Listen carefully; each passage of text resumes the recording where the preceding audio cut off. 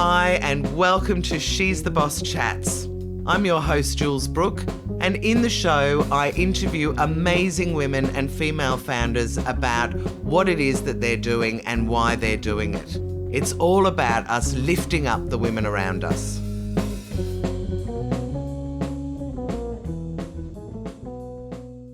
Kylie Bartlett, I am beside myself with excitement to have you on my She's the Boss Chats podcast, because you and I have been friends for quite a long time. And really, I think I would have to say to anyone who's listening, I would not know how to speak on a stage if it wasn't for you.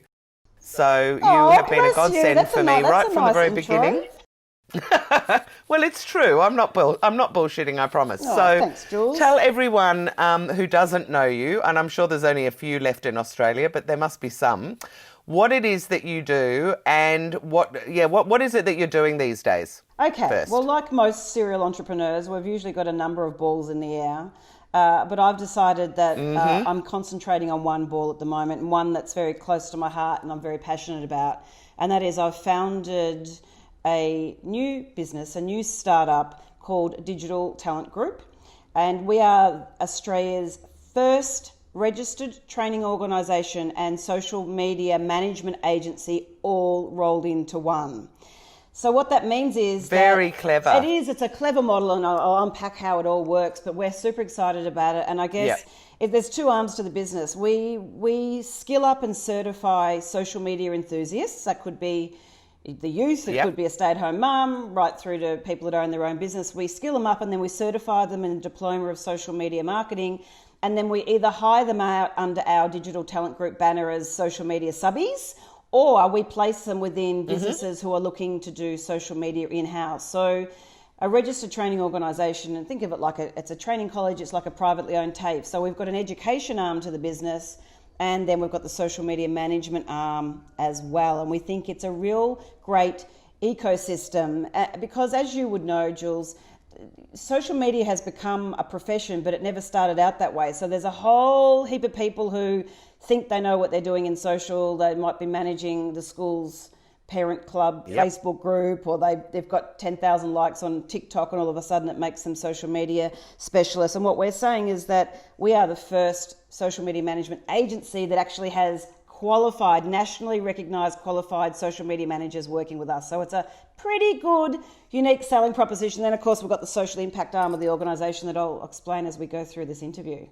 Yeah, I mean, I just think it's brilliant. So, no, actually, tell me a little bit about the social impact part of it now, because my next question, hang on. My next question was going to be, why did you set it up? But I think that they're intertwined. Yeah, so very why much. Don't you tell us how it all works first, and then why you set it up? Yeah, great order. Okay, so we have a very strong social impact arm of the organisation, and that is that our main focus has been to look after the unemployed youth, which are incredibly disadvantaged. And since COVID, it's even worse. In Australia, 15% of all youth, that's about 450,000 18 to 24-year-old kids, well, they're not kids, they're youth, are unemployed. And now since COVID, that's spiked to 16.2%. And whilst they might be unemployed, they're incredibly talented, they're digital natives, and they're misunderstood, misinterpreted, overlooked in some ways. And now, because they can't go and do their casual jobs pulling beers in a bar or serving in a cafe, they really are disadvantaged. And yet we believe that they are such a big talent that are being underutilised in Australia. So that's the social impact arm of our organisation, that we're wanting to employ unemployed kids, youth, train them up and certify them in the diploma. We'll employ them, give them a wage, give them a nationally recognised qualification, and then hire them out to get that all-important work experience. So it becomes a win-win-win. And then, of course, small business, who might be really good at business, Jules, but have zero idea when it comes to social media. What an amazing partnership where we've got our digital natives helping our digital immigrants to prosper, and in turn the Australian economy prospers as a result of it. It is absolutely brilliant. I have to say, I think you've absolutely hit the nail on the head, because I just, I teach PR, as you know, so I'm working with a lot of small business owners who are trying to market themselves, and believe me, heaps of people don't know how to do social media. And they're all being told you should be on it, freaks them out completely. They do one post a week, or even less, and they kind of go, but it doesn't work. They don't understand it at all. They don't understand, even the different platforms. So I just think this is the most inspired idea. Oh, thanks, Jules. But tell me a little bit about why... Sorry, go on. Yeah, I was just going to say, look, I just think that now COVID's really heightened all of that. Like if we talk about small businesses, they could coast along and limp through social media, and now with this massive online surge, I was reading a report only 2 days ago that said that now, since COVID, 70% of all Australians have bought something online, and yet small businesses are trying to catch up with that surge online and are floundering. So I guess there's a perfect time now for digital natives, for our youth to help. But there's a second group that I'm really interested in as well as a result of COVID, and that is what they're calling the pink collar recession, and that is women that have been laid off as a result of COVID, mainly because they've worked in industries like travel, hospitality, education that have really seen a real slump in those industries. But they're also the first one to put up their hand to stay home and look after the kids, because the grandparents can't now because they're in isolation. And so there's this new term, pink collar, as in women. In April alone, 350,000 women in Australia lost their jobs alone. And so I think that also social media is a perfect opportunity for women to potentially look at career opportunities as social media managers whilst at home and developing their skills online, that we call that a disadvantaged group as well. So our social impact arm is very much about how can we shine a light on disadvantaged people in Australia, that being unemployed youth and then underemployed women. So that's to finish the social impact side of the story. You can tell I jump on my soapbox because I'm quite passionate about helping those. No, I love it. No, I love it. And of course, they're areas that I feel very passionately about as well myself, particularly around the women. It's just interesting, actually, just as you're saying that, though, I always thought pink collar was the gay dollar. They used to call it about the pink dollar. Yes. So it's interesting that it's shifted over to mums. Yes, so now they're saying pink collar because women, so it's called the pink collar recession. So it's become this topical word that even globally, it's women that have lost more jobs since the pandemic than men, mainly because of the industries they work in, but also because they're the first ones to put up their hand and homeschool and do things like that as well. And also, we as us women in general, I think there's a lot more part-time work amongst women as well. And of course, the part-timers were the first ones that they sort of kicked out the door. When if your business is suffering, you're going to keep on your full-timers and say goodbye to the part-timers. You've got it. And that's why I think that also that women... So the next question is... No, I was just going to say, that's why I believe... No, you go, sorry. I just believe that women make great social media managers too, because they're most social. They're living on social media, like when you've seen with She's the Boss. They're very connected. Women are a sisterhood, helping each other out. And they're the kind of traits that you need to have as a social media consultant, social media manager. So I think that also is a partnership, a marriage made in heaven, helping women to maybe transition into new career opportunities that they may not have thought of pre-COVID. Anyway, enough about me going on about my business. I meant, but I also remember saying to you, because I think that's really important with so many young kids, that you get to the mums who are all worried. I mean, I've got an 18-year-old. We're all worried about what they're going to do for part-time work. And this is the perfect solution. And I'm the same, so Jules. this now leads me... Yeah, I've got a 20-year-old son who's got laid off because he was a casual at Big W. Because they're the people that are going, and he's exactly that example of living and breathing on PlayStations and social media, does it intuitively. So I'm doing it too because I'm the mother of a 20-year-old unemployed youth at the moment. Yeah, perfect. Okay, so you've told me what you're doing. Now I want the big hairy why. What was the little light bulb moment that you had for this business? Because I know you've had other ones and we'll talk about those in a minute. But what was the light bulb moment, or why? What's your big why for this business? Because you really are passionate about it, I know. But what happened to make you so passionate about it? Well, it's interesting because that kind of has a couple of layers to it. I guess initially why I was interested in starting it, because I was bloody exhausted because I was trading my time for money on the speaking circuit, travelling the world, pounding the platform, as they say, and I was only as good as my last speaking gig. And so that's what I've been doing for the last 13 years. And whilst it's given me a great lifestyle, it's not leverageable, it's not scalable, and it's not saleable. And so I started thinking, I'm not getting any younger. I'm over 50 now, and what do I want to be when I grow up that I can have good income, but also not be trading my time for money. And then and what I constantly got asked, Jules, is that I'd get off stage speaking at a conference on social media, and I'd have small businesses running up to me going, I just loved everything that you shared. Can you implement that? And I went, oh no, I don't do the implementation. Yeah. I can give you the strategy. I'll come in and map out your strategy, but I don't do implementation. And I was going to say I'm a slow learner. I'm certainly not, but a bit of a joke. It's taken me 10 years to realise that I'm literally leaving small business hanging out to dry because I've excited them about social strategy, but not given them the execution or the implementation. And so I guess when I turned 50, it was a real pivotal time in my life, Jules, where I went, what do I really want to be when I grow up? And what do I want my legacy and my big why to be when I grow up?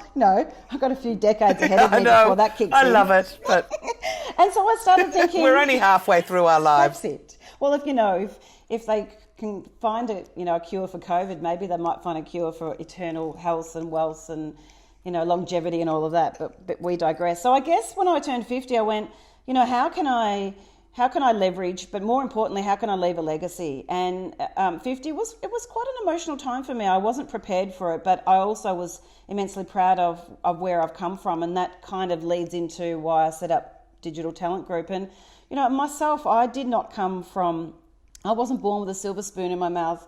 It wasn't mum and dad and the picket fence and the dog and the cat and all of that. That wasn't my life. I came from a very working class family, but very dysfunctional. A mother with mental health issues and drug and alcohol issues, domestic violence. And I guess I used school as a way to express my sorrow, express my hurt, express my frustration of my family life. And so, of course, I was labelled as dysfunctional, dyslexic and a disruption. There's a few D's for you. And got told that I would never really amount to anything. And so, of course, what do you do when someone tells you that? You live up to their expectation. And I think I've shared... Well, you either give up or you get fire in your belly. And I think in your case, it probably worked the opposite way to the way they thought it would work. Yeah.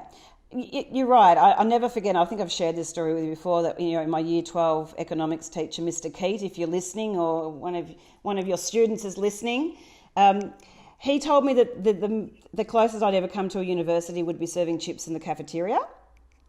Ugh. And so it's unbelievable that a teacher would actually say that. I mean, these days they'd probably get fired for saying something like that. But unbelievable. And so I nearly lived up to his expectations, and that is that I was flipping hamburgers and serving chips at Macca's. But when I finished school, things at home were really tough for me.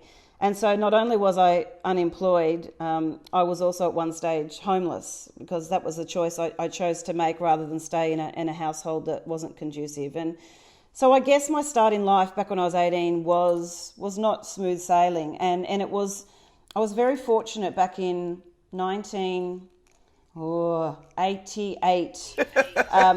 Yes. 1988.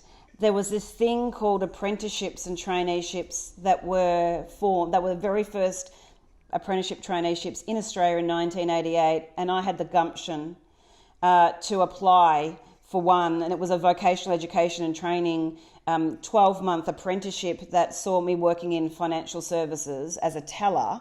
And I applied, and I'd worked at Macca's flipping hamburgers, and they kind of liked that I'd had that Macca's background, and they saw something in me, and I was one of 4 to be chosen. And it changed my life and made me change my perception of education. I thought it was all academia and nerdy people sitting in libraries, which I was never going to fit into. But vocational education training is very much about on the job. It's very practical. It suited my learning style, and I really flourished in that role until, of course, it was with Pyramid Building Society, for those listeners that are old enough to remember Pyramid. I lost my savings. Yeah, well, I lost my savings and lost my job, and I was the pin-up protester on the front of Parliament, on the front page of the Herald Sun, protesting about save Pyramid, save our jobs, and it was at that moment that a very astute businessman saw something in me and said, look, you've got so much energy. Imagine if you could harness it and put it into something really good rather than, protesting on the steps of agitating. Parliament.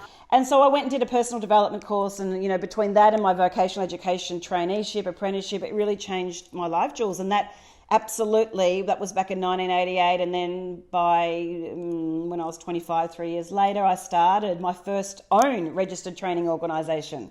So this Well, is great, because my next question is, tell me about your entrepreneurial journey. So you left school with no education. No education, no money, no home, no nothing.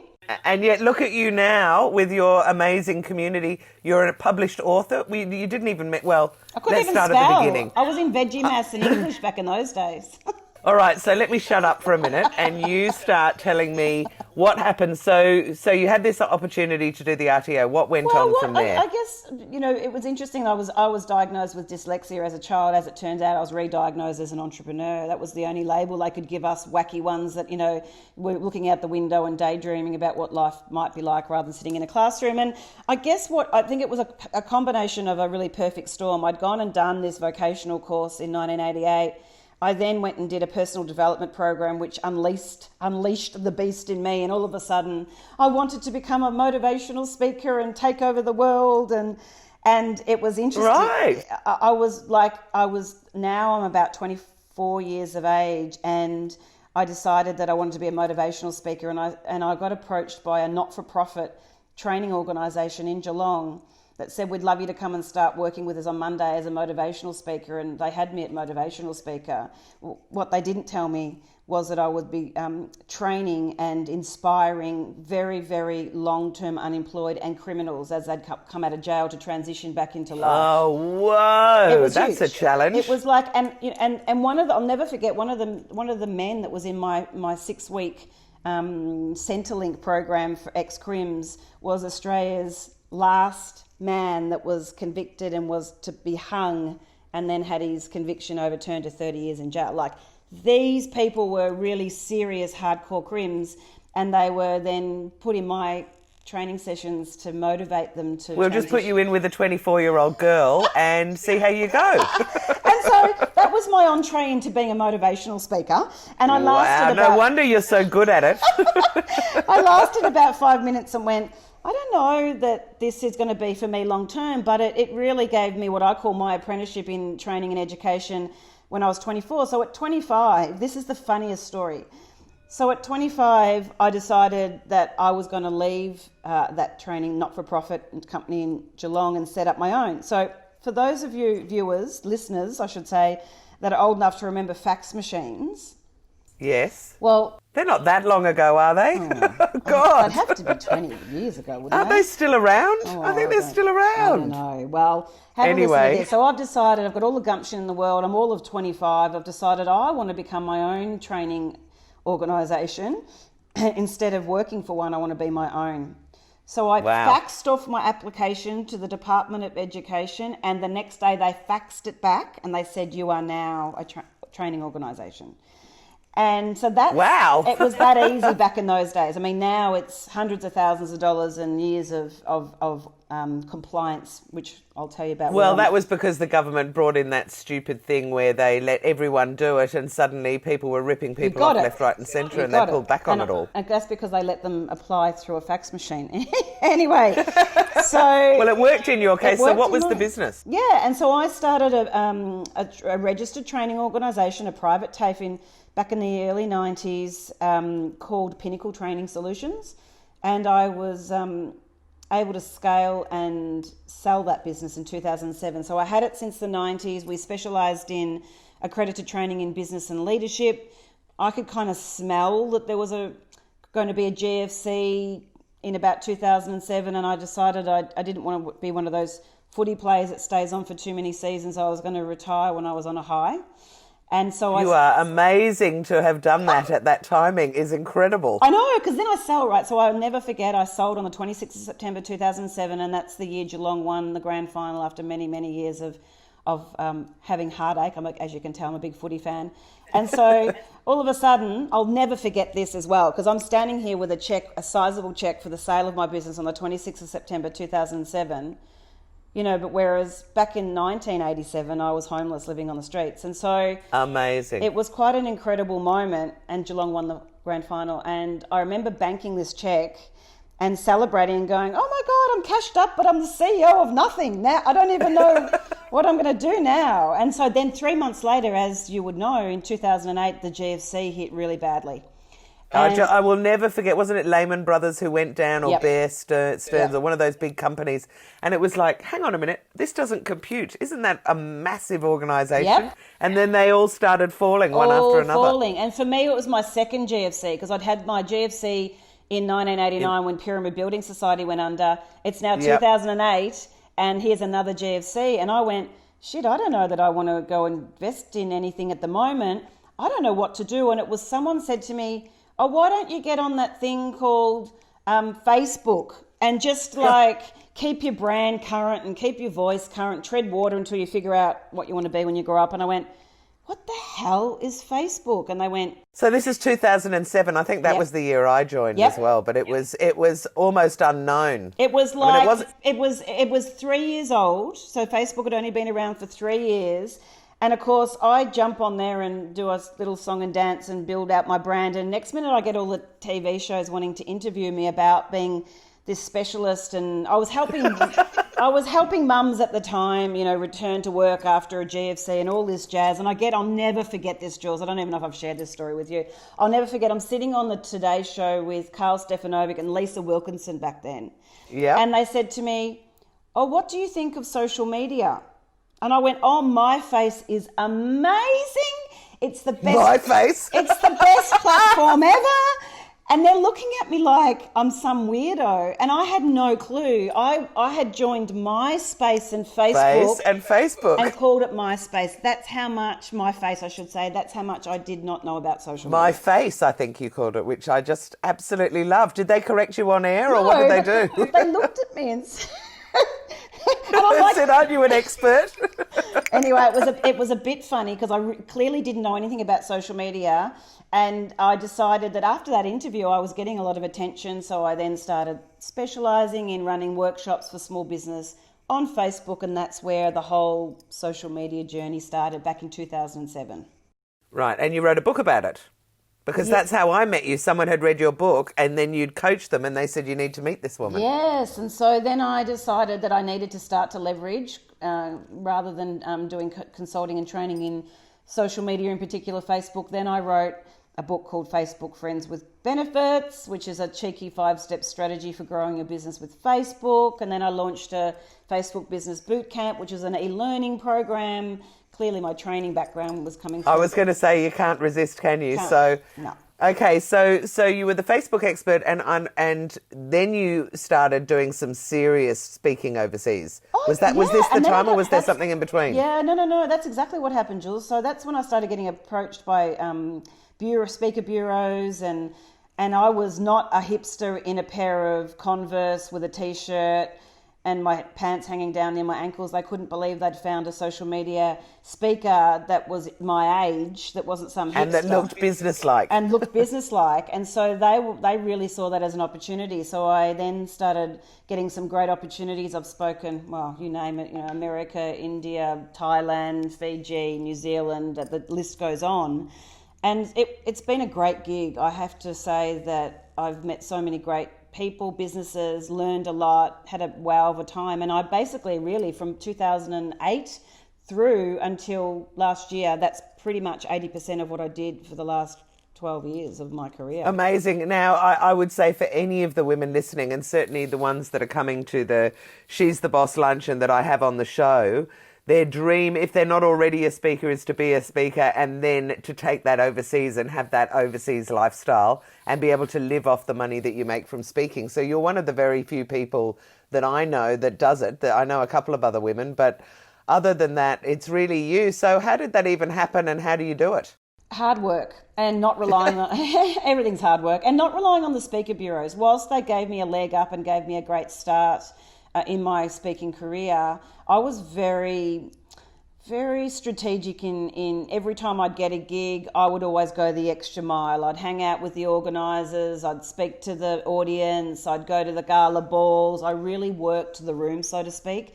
And in the end, right up until last year when I stopped speaking to focus on my new business, 99% of my gigs didn't come from bureaus anymore. It came from my networks, and usually one gig will give you another 2 gigs, and so, but it is being current. Like, the thing about being on the speaking circuit is that you're yesterday's hero if you're not coming out with a new iteration, and it's very rare for a conference to hire the same speaker 2 years in a row. So you've got to be coming up with that next keynote. What's that next trend? What's the future looking like, in order to not get kicked off the stage by some other new kid on the block. Right, so you have to be a bit of a futurist as well. Yeah, and just another string to your bow. Just another string to your bow. And for those that are listening that want to get onto the circuit, it's so rewarding. It genuinely is a great ride, but it's not leveraged unless you've got an ecosystem built around it. I can get 10 to 15 grand for a keynote, but you're only as good as that last gig. And so if you haven't built it into some other kind of platform, it can end up being a trading. And what do you mean by some other kind of platform? So are you talking about, did you sell your book? Yeah. Did you sell training at the back of the room? That's the trick, isn't it? Yeah. Although I don't speak on public stages, so we don't kind of call it the back of the room. Corporate conferences are very highbrow, very corporate, and don't like a speaker on stage selling, flogging their wares. Having said that, if you've got a book and an e-learning or consulting or training, then that's what I would sell off the back of my keynote. And so I was. And I guess when you're working with big corporates, maybe they buy the book to give to their staff. And that's what they did. It's exactly what happened, Jules. Thing. So I'd speak at a conference. Let's say I was speaking for a bank, and they'd invite their banking clients to be in the audience. Then they would also include a book for everyone in the audience. Right. So it became quite a lucrative, where I might get 10 grand for a keynote, but I could do another 5 in books and e-learning sales on the back of it. So yeah, amazing. I mean, just amazing figures. I have to say, when I first met you, I was like, imagine if you could just have that as your job. It would just be so great. Yeah, but look at what's happening now, Jules. It's been interesting. Sorry? It's been interesting watching what's going on in the speaker space now, thanks to COVID. And there's those that have really pivoted and evolved and are doing a lot of online presentations, and then there's the traditionalists that are fallen off the cliff, never to be heard of again, because they haven't then jumped on and embraced technology. Yes, because I mean, immediately to me, as soon as COVID happened, and I was speaking with a few friends of ours that are mutual friends actually, that are speakers, and they were just falling down the rabbit hole. They were like, my life's over, it's all hopeless, what am I going to do? And I was going, oh my God, get online, and now you can talk to the whole world at the same time. That's it. And there are no borders anymore. So much more money and having to do less travel than ever before, and then there's others that are making none. So I guess for me it's about pivot or perish. You got no. Yeah, absolutely.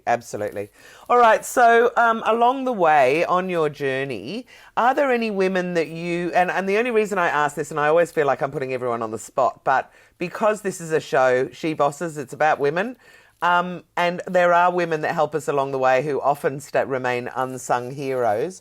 Are there any women that you can think of that have really helped you on your journey that you would like to talk about how they helped you? There's probably 2 in particular, and one is now a minority shareholder in my company, and her name's Philippa Bond, and would be considered global leader in behavioural science, neuroscience, and she was my teacher back in my 20s when I was this little smart ass that had a chip on my shoulder. She's the one that took me through personal development programs, and I ended up studying with her for a number of years. We became incredible friends. She's not a household name, but the work that she has done globally in behavioural work is phenomenal. And again, amazing lady, humble. You wouldn't know her as a household name, but she's influenced many of Australia's leading speakers and thought leaders.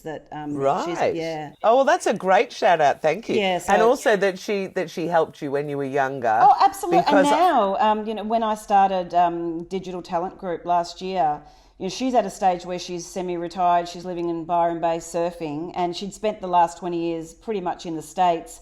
And when I told her about what I was up to, she said, I want to get involved. I just love I love your dream. I love your legacy. And here's an opportunity for me to still retire, but still have an input into education in the future. So it was that's beautiful. It's a beautiful story that she was I put her on a pedestal. She's my mentor, and, got my big girl crush on her, and now she's my business partner. Yeah, well, there you go. Girls, for anyone who's listening, dream big, because you never know what might happen. Yeah, and the other one, Jules, would be, and you know her, and her name's Sam Elam. There's no doubt Sam and I have been great friends. Again, I was a client of hers, went to her for media training back 15 years ago. We fell in love with each other and have been inseparable ever since. But and people like yourself, Jules, like what I love is it's not, celebrities that I look up to, like an Oprah, I don't know, like Ariana Huffington. It's those really gritty women in your life that call you on your bullshit. They hold you accountable. They rise, they lift you up when you're down. And Sam... Well, there's the magic word. I mean, that's really what I want She's the Boss to do. If I was to talk about my dream for it is, for those of us that have done the hard yards, it's for us to pull up and lift up those ones below us and help them and that's fly Sam, now and that's as well. you, and it's like it's sisterhood. And Sam and I have been incredible friends for 15 years. She's an incredible businesswoman, but also she's very generous. That's the one thing. She is so generous with her contacts, with her support, with her enthusiasm for what you do. I think it's there's special women like that probably in every woman's life, but I do think it's important to stop and think about them every once in a while and kind of go, wow. I did. And when you asked that question, when you put it in in organising this podcast, I really didn't need many seconds to think about those two women that are sitting. I call them my angels sitting on my left and right shoulder. Those two ladies. Oh, brilliant. Okay, so now often in our lives, in our business lives, we have sort of pivotal moments, like those moments that you go, I remember thinking at that stage I should do this, or I had this experience that happened to me and it sent me in another direction. Have you got any of those, whether I say in all of them, successes or failures, but actually we don't really learn from successes. So I imagine there have been some challenges at times that maybe have sent you in a different direction. Can you think of something like that? There's no doubt, but even, for me to be now... today owning a registered training organisation again after vowing and declaring I was never going to be in that system, and I sold my company in 2007 and said, you'll never see me back in this space, it's too bureaucratic, it's too compliance driven. And I think I just had a moment where I just went, imagine if I could combine my two loves, and that is education and social media, and that's what made me think, imagine if I could create an agency that also had a training arm to it. And I guess through a lot of failures and through... well, not failures. I actually am taking that back. They're challenges. They're not failures because they always lead to us learning something, changing something. Even just as recent as COVID, I was in the trenches.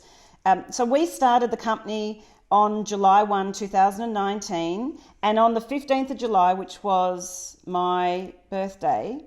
last year, my 50th, we took possession of the registered training organisation that we'd bought off the shelf. So that was my birthday present to myself. And so Philippa and I was going to walk the Camino and go and hang out in the Mediterranean, and then decided that no, I wanted to leave a legacy first. And so here we go on our merry way, and we've tipped in a couple of $100,000 in starting this business. And then COVID hits, and we were like literally physically in front of investors pitching our little padushis off, trying to raise 1.5, well, mine's not so little, but raising...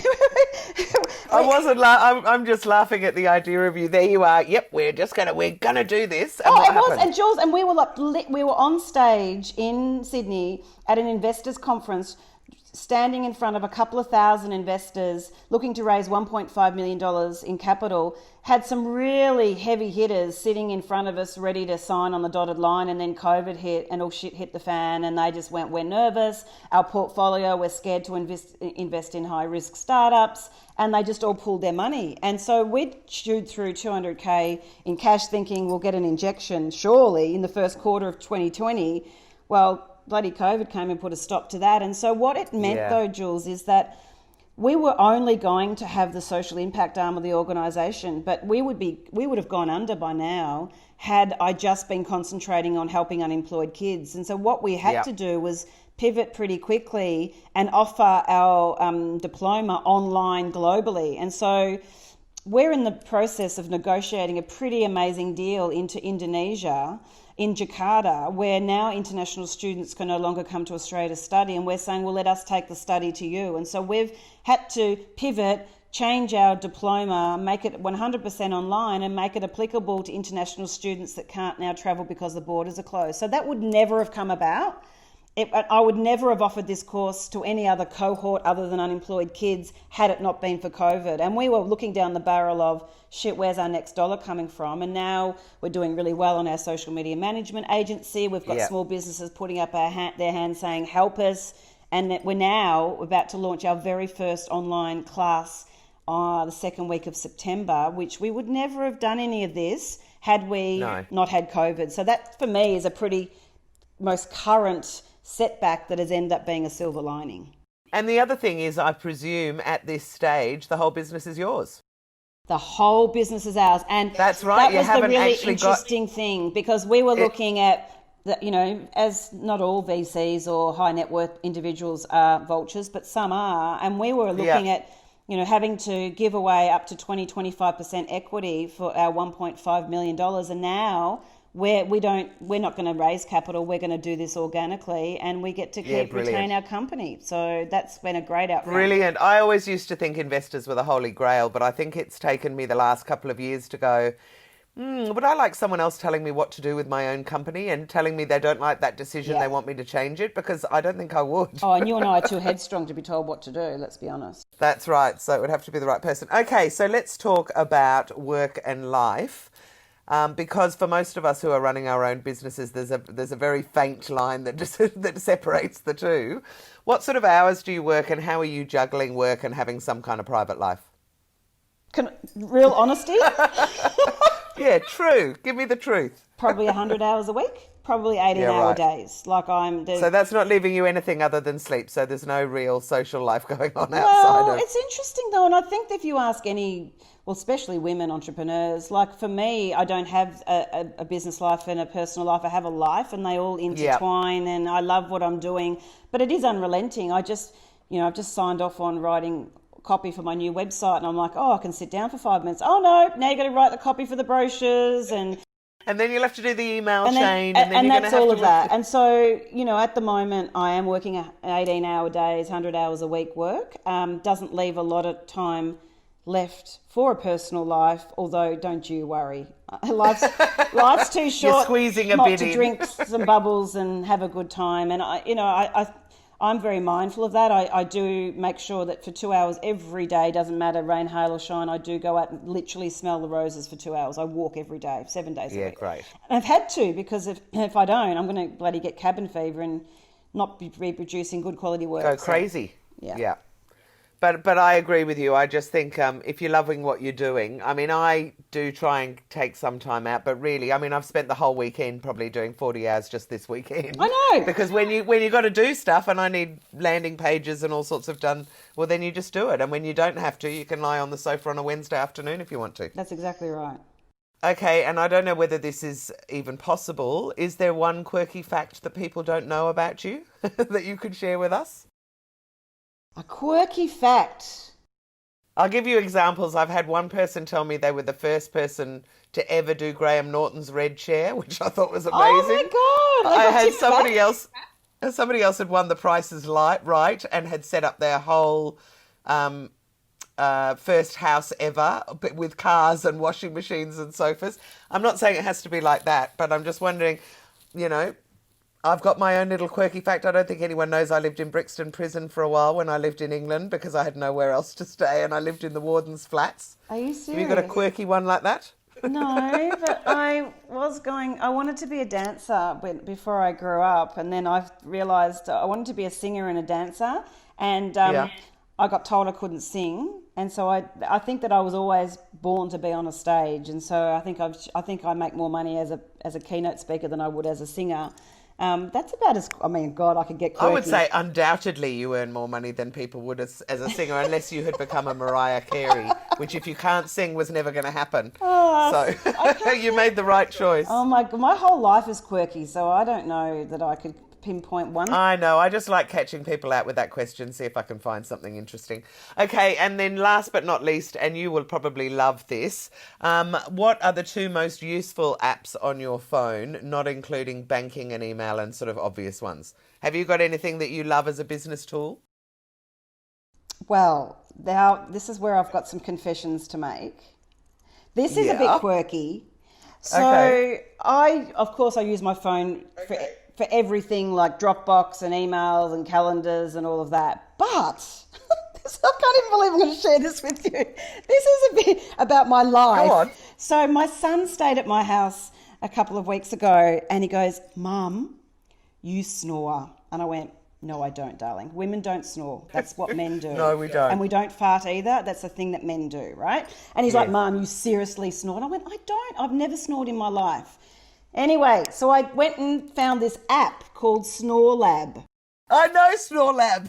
So I'm obsessed now. You should see me, because now I'm playing competitiveness with myself to get my snore score down below the national average. And so is it higher than the national average? Hang on, let's just wind back. Tell me first, what was the first horrific fact that you realised that you do snore? Yeah, I did realise. My son has told me he's had to move bedrooms down onto the sofa because of my snoring one night. And I went, I don't snore either. I never That's hear it. I And so now don't do it. it was quite confronting that I realised I snore. And so now I'm like doing all these new remedies. I'm gargling lemon juice. I'm having eucalyptus. I'm having honey.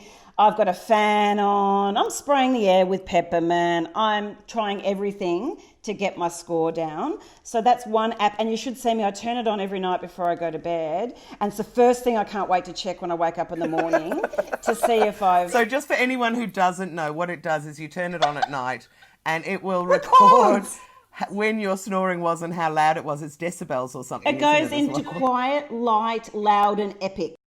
Have you had Epic yet? I've had a couple of best on grounds with my Epics. And so that... All right, I am going to do it. I was doing it for my partner, Dave, who's a shocking snorer. Yeah. But I think maybe it's time that I tried it for myself. And have we got another one?